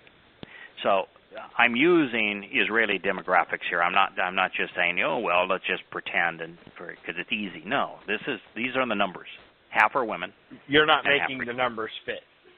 No, that's the numbers. That's one daughter per acre today. Therefore, 9 out of 10, because he was talking about one daughter per 10 acres, therefore 9 out of 10 will either flee, be kidnapped, and dragged away as sex slaves or die at the hands of Islamic militants. It's no wonder that this was preceded with a woe. These people are crying out in fear. Before we move on, there's something else I found intriguing about Semed. One of the things I like to do is I like to a word that I'm going to go out on a limb on and really investigate. I like to examine other places where it's used. Well, that's the word I translated acres because that's the primary meaning of the word. But there's a dual nature of Semed. 2 oxen yoked together, that's the dual nature of it. It lends it to being used to convey duplicity. It is deployed to predict infamous deceit in Mizmor, Psalm 50:19. And on 3 occasions, the verb is used to describe the seduction of the Israelites into the worst form of idolatry at Baal-Peor. Under Balaam's suggestion, in consort with Balak, the king of Moab, the Israelites were seduced into becoming initiates into his religious mysteries. As a result, the people worshipped the local god. Baal-Peor is the Lord of Light, Lucifer in today's parlance, while indulging in his prostitution cult. They thereby yoked themselves to Baal-Peor, the Lord of Light, to the whore of Babylon, to Satan himself, and they worshipped Satan as if he were God. The story is told in Bamidbar, Numbers 25, 3-5. 25, 3 through 5. It's also presented in Mizmor Psalm 106:28. Now that's telling. Shema does mean bind and join. Yep. So, yeah, that is correct. That ain't a stretch. In duplicity. That's telling because in Islam, Allah is Satan, and in Christianity, the Lord is God. Hail the Lord. That was a rather profound experience, I want to tell you, going through that. Do we want to continue through the end of this since we're recording, or do we want to save it for another program? What do you guys think? That's pretty good stuff. I think that's a pretty powerful stopping point right there. Okay. Because what we're going to move to is Yahweh begins to warn us about intoxicating beverage. And he ain't talking about wine. Yeah, I think that's a good use place the term to wine, start is not what it week. makes. No. And then he's going to get into some instruments here. But there's something about each of these instruments that is extraordinarily telling. And we'll just start right there next week. Yeah, I think this is a good stopping point, and that's a great place to pick up next week. Yeah. You know, I wrote a number of you. And my question was, this was about 2 weeks ago. I said, all right, we've been trying to learn about the branch. And I've devoted now 2 chapters to the branch and found out that the branch is synonymous with both Dod and Yosha, and it's a more common title for both Dod and Yosha than Mashiach ever was anywhere. Yeah. And so it's an extraordinarily important title, and we talked about all the implications of branch and what it means. And there was a place to go that was really compelling. Zechariah, the first 6 chapters, are all over that story. And it talks about future events, and it's really, really telling, and it's prophetically important. And so that's the direction I thought, and I had prepared. I've already laid out every passage I was going to translate for that chapter. And so I went and said, we returned to our knitting. With the plan of this book was to go through, because we began with 2 proverbs, Mashal. And those proverbs introduced us to a whore, and to religion, and to Shaul, Paul, of Christianity, and to the Christian religion in general. And how this whore was identified with Satan. And I said, there's one place that I know for certain combines all of these factors: the whore, Babylon, Satan, religion, and Paul himself. That's the first 17 chapters or 14 chapters of Yahshua. That maybe that's what we should devote this book to. And of course, we have found things along the way that have caused us to be distracted, and we've been rewarded for those distractions. As I said, do I go to 5 or not really a distraction, but yeah? And so I read through 5 just real quickly in a standard English translation, and I saw this banner that was being lifted up, and I saw that preceding it was the story of Beloved, and I knew that had to be Dod, and I saw, just even in the English translation, that there was a mention of Sheol, and that the Torah being rejected, and I'm going, oh my goodness! When I had to obviously translate the English into the Hebrew equivalents, and this banner being lifted up, and I said, is that us? And 2 weeks ago, I just shared 526 because it just hit me so profoundly. He's talking about us. We made it into prophecy, which was both humbling and exciting and everything else like that. And so I decided, I know I asked everybody what they thought we should do, and then universally the answer was, pursue Zechariah. It's got to be a lot more interesting. We're really tired of hearing about Christianity and Shaul and Paul and all this sort of thing. Let's go to something that's really more interesting, and the branch metaphor is really interesting. And when I read that, I knew this is where we had to go. And yeah, we've done a lot of things over these last 15 years, this pretty profound. Yeah, this love story it's right up there. is really, really profound. And where we just ended it is so profound. God gave us the math to tell us what's going to happen. Wow. And he located That's what I love vineyard. about Yahweh's prophecy is the specificity of it. Yeah. Yeah, no other quote-unquote prophet, not speaking for Yahweh, take Nostradamus, everyone loves, no one was that specific. Nostradamus wasn't specific. No. It's a whole lot of, this could mean this, and therefore this. You so never see. There's never been one Nostradamus. To his prophecy.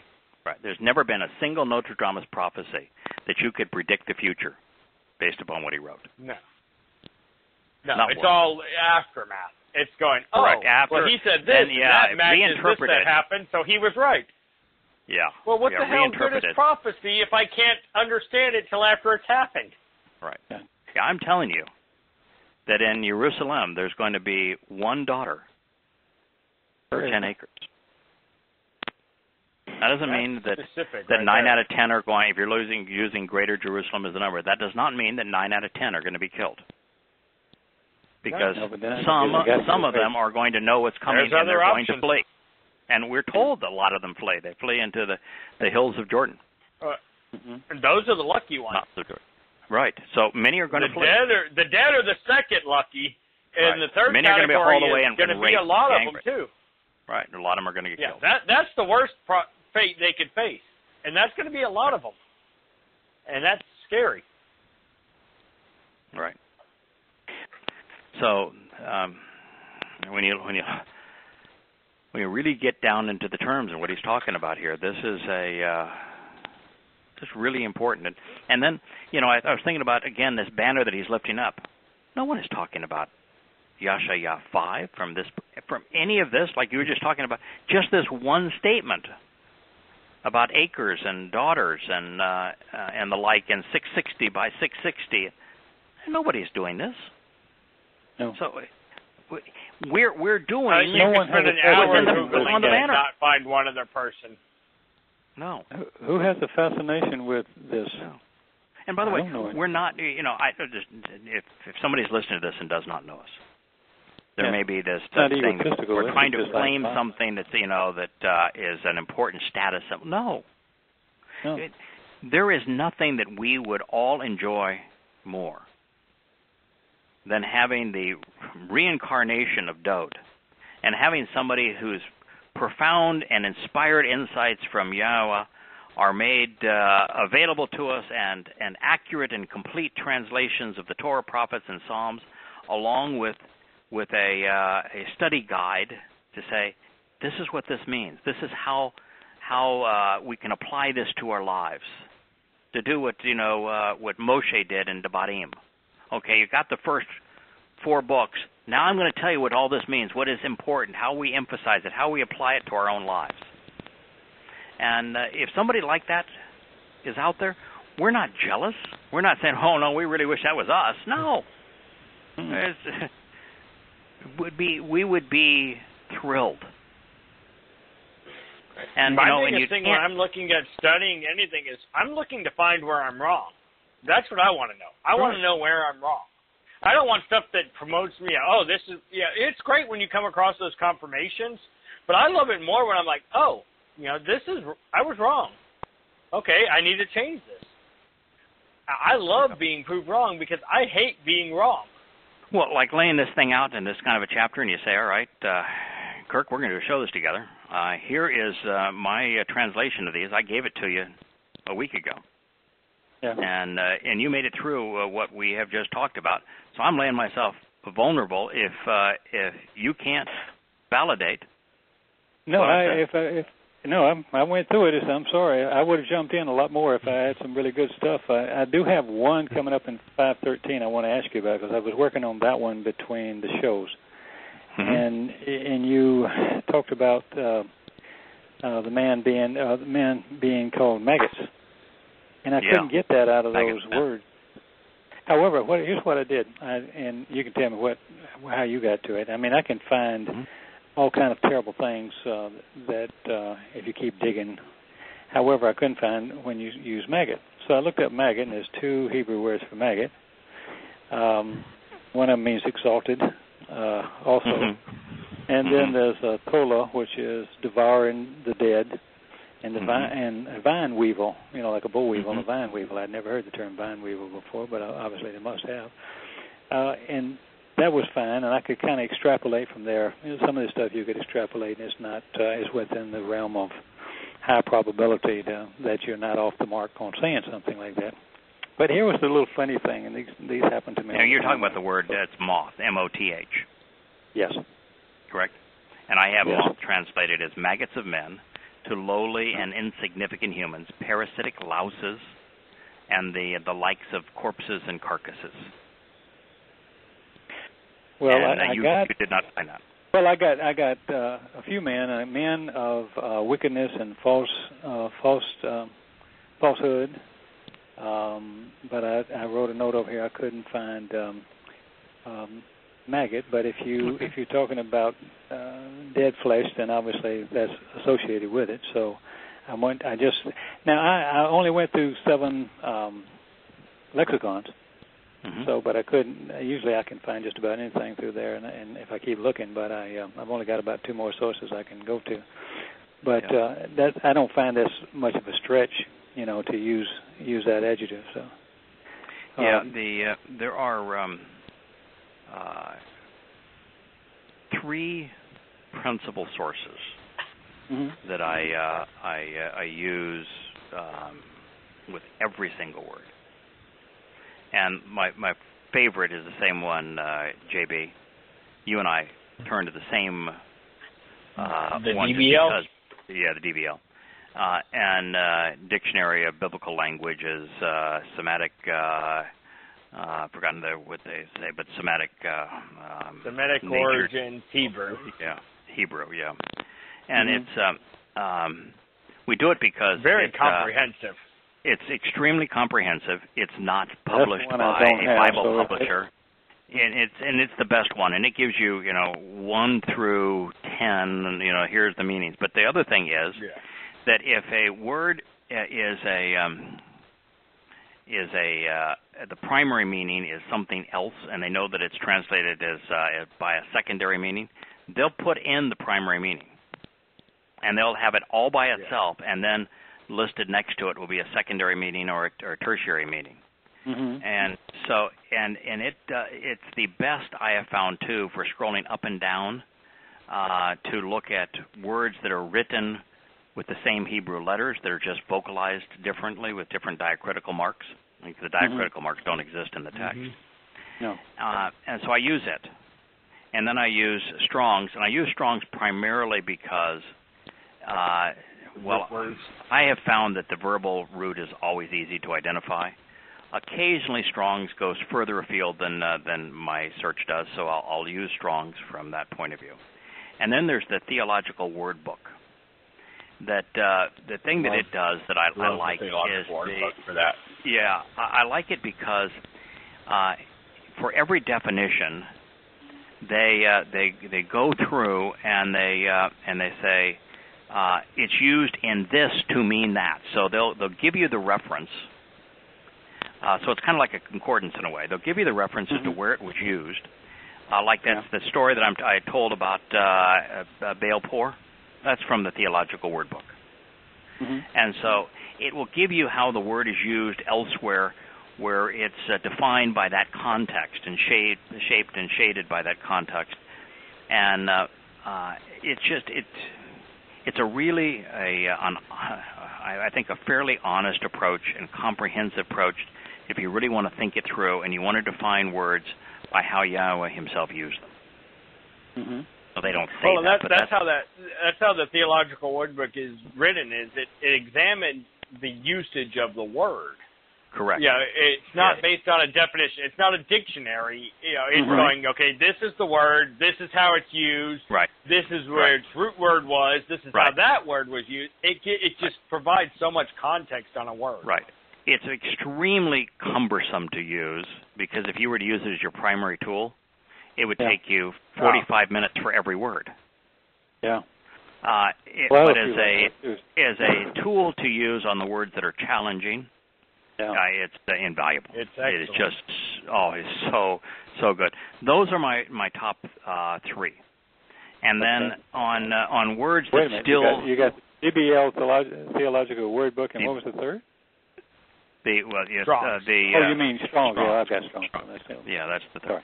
So those are the 3 that I use for the toughies. For the most part, yeah. It's interesting. We've come to kind of the same conclusion in regard to those 3 sources, completely independently. I never asked you what you used. I just started buying the materials, and those are the ones that I gravitated to. My Logos tool is set up to bring up 12, so I have access to 12. And that's the most they'll allow at any one time. And there's times that I use all 12. But I think I got 7. First, you got some more resources than I do, but first time I'm always go to the DBL. That's my first go-to. Strong's is the second. I also use Strong's because Strong's is more consistent with their transliteration. Yes. Now most of the words I can transliterate just by looking at the Hebrew text, and I'll transliterate the word from the Hebrew text itself. But if there's a lot of words that are really complex, and so I always will give an eye to Strong's for that point of view, and Strong's is pretty good at the root. Well, okay, and let me tell you the rest of the story. The one thing most people have access to. So using their transliteration makes it easier for anyone who's looking at what you've done. That's why I use this. And I use the Strong's transliteration. That wasn't my original reason for doing it, although it does. It makes it much easier for the person to look it up. Mm-hmm. I use it because Strong's is the only one that transliterates the way that I like to do it, which is if there is an O, show that it came from the Wah. If there is an A or an E, show that it came from the Ain or from the Aleph. So correct, the Aleph. So there's a more honest. It's an amplified transliteration that's more honest and telling, complete and accurate. Yeah. Well, let me tell you one little discovery. Just representing the sound of the word in English. Let me tell you a little discovery, which means is trivial, but it was really kind of fun. It's kind of my little rewards because I couldn't find maggot, and I found the other ones. And a maggot, of course, is also described as a scarlet or a red worm. Mm-hmm. And in there, that comes from Yala and Nuala, and then it becomes one of the definitions, and that's the subset of that is shani, which is a scarlet red thread. And then shina means second. And my little connection immediately, because we were just talking about that about a week or so ago, remember when we were talking about the Zara and Phares line? Yes. And Phares, of course, is the line that goes through to David, and the other one came in second place, even though it stuck his arm out, and they put a scarlet thread around it. That's right, exactly. And then the symbol that they used all through Spain and all through Europe, when the Zara'ites left Troy, and all through Troy for that matter, when they left Troy and went to and settled Colcart, the grandson of Zara, became the king of and founded Zaragoza. They had a symbol, they had a flag, and theirs was a red hand with a scarlet thread around it. Yeah, there you go. That's how it shoot. And it means in second place. So Yahweh told you were in second, so no argument. Yeah. And they well, left just like, for example, your analysis of the young and the old lion, and how the lion is associated with Yahudah, because the person who has worked with Yahweh to lift this banner is referred to as both the young and the old lion, which means that they have to take on the characteristics of Yahudah in this role, that they're far away and they're Gentile and they roar like the seas, so they're clearly a Gentile, but doing the job of Yahudah. And so you're translating the young, and the young lion is kafar, which is the basis of Kaporim. Yeah. And so the young lion is reconciling. So it's really just interesting to play it all through and see how these various things connect, and how something you and I may have talked about one day is then presented right there, just as you found it and I found it the next day. Well, it's one of these. It's the most wonderful but strangest language I'd never encountered. I'm not a linguist, I took a little German. That was about it. I'm not. I've never seen words that are so interconnected.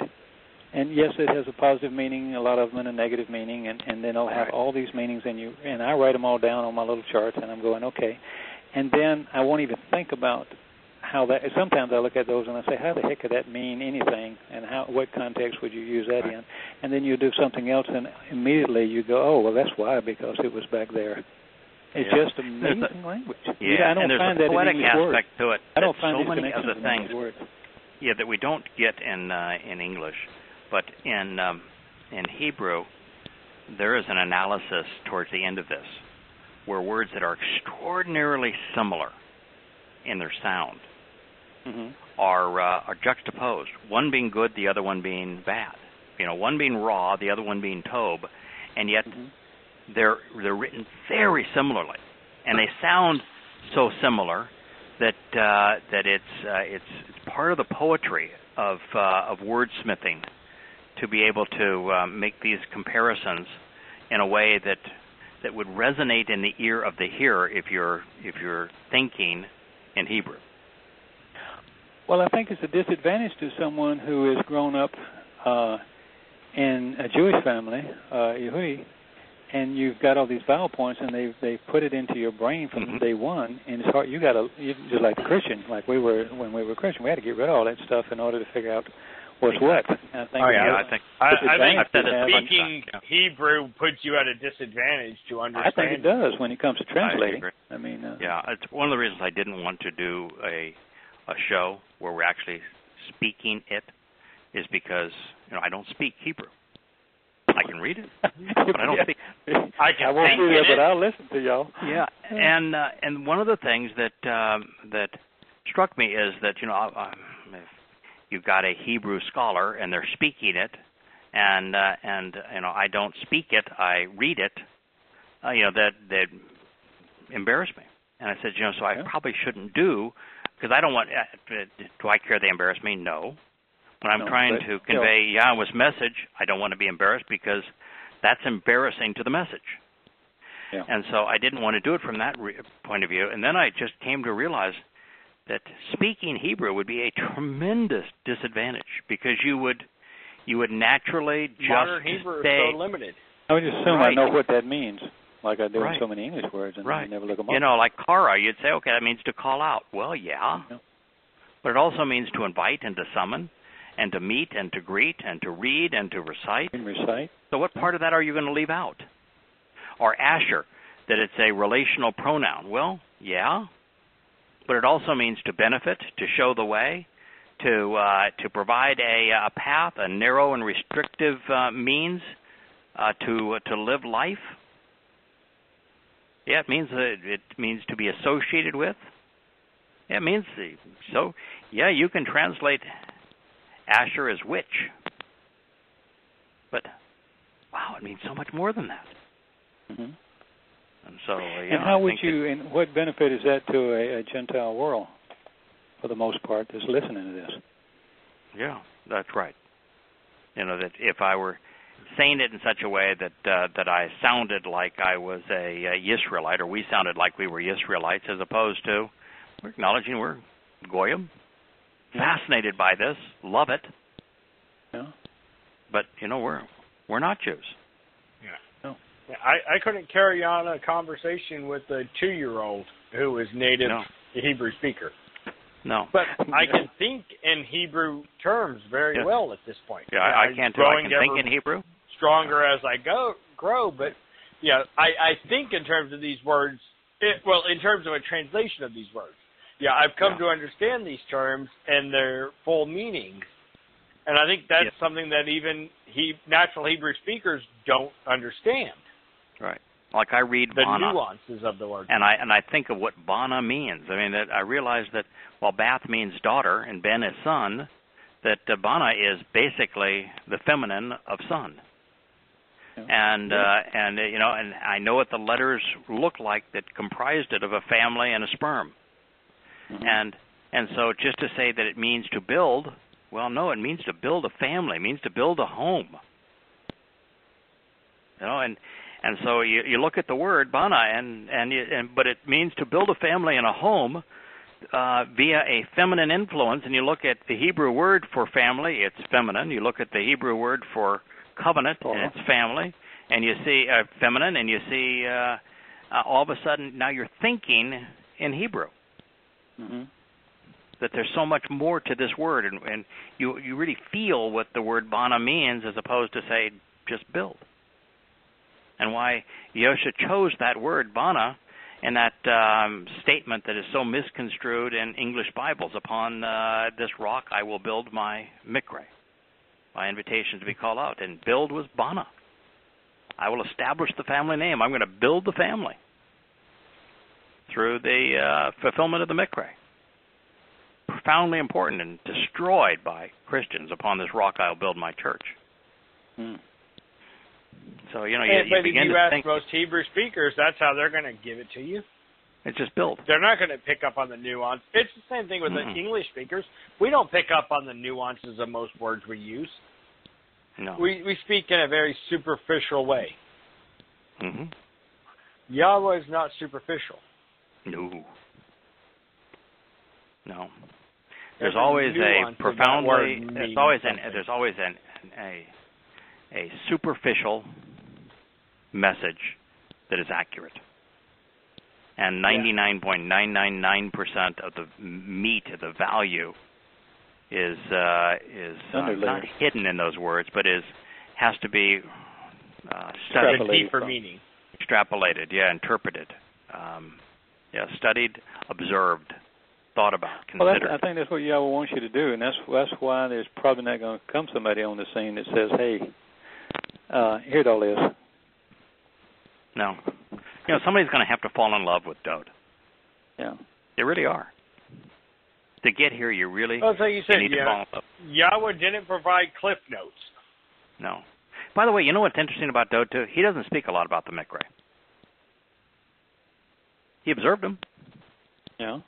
But this idea that, you know, you don't see him speaking a lot about them, and I think that the reason for that is that if he was focused on doing them and writing about doing them, it's going to take away from.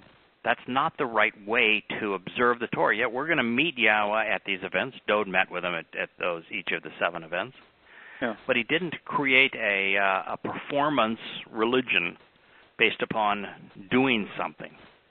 Yeah. What he was far more interested in what's the meaning behind. Right.